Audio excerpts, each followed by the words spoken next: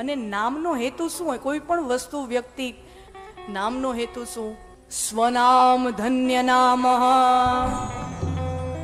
વ્યક્તિનું નામ સમજો, વ્યક્તિનું નામ.